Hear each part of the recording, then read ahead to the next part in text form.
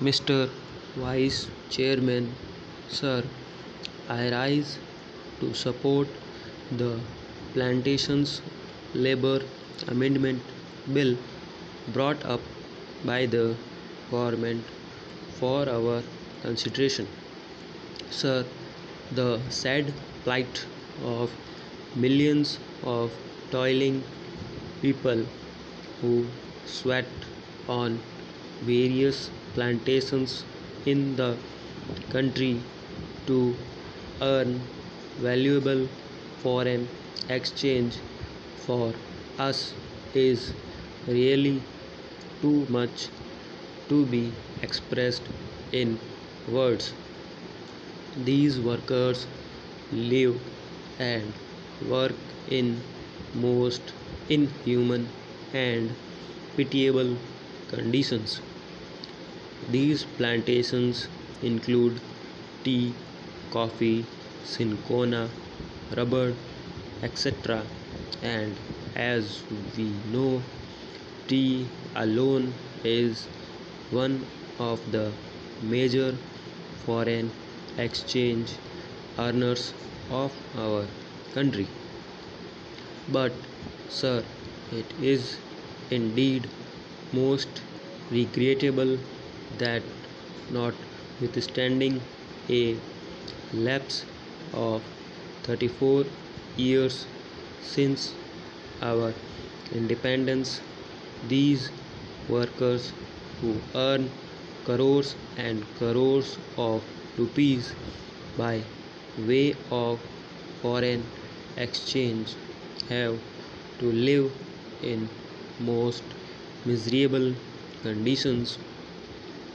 They live in houses that are most insecure and collapse frequently, and when these workers die as a result of these collapses, their guardians or their dependents do not get even due compensation for the loss that they have to bear.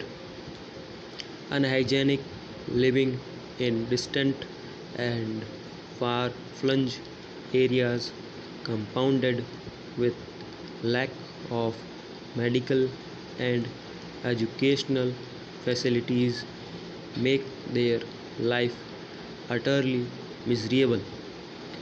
These plantation workers have to live in abject poverty like slaves of their employers. And as we know, most of these plantations are still foreign owned establishments, last vestiges of the colonial rule, the British rule, and as I said, it is a matter of deep regret for all of us that despite enacting an act, the Plantations Labor Act 1951, we have not yet been able to effect any improvement in their conditions. I think the employers alone are not responsible for their miserable condition. We are also as much responsible as they are, because although we could enforce the enactment and we could improve their conditions much earlier, we have failed in doing so. Sir, on the 9th May 1973, this House, the Rajya Sabha, decided that a joint committee should be appointed to look into the desired amendment and put up a draft as early as possible for our consideration.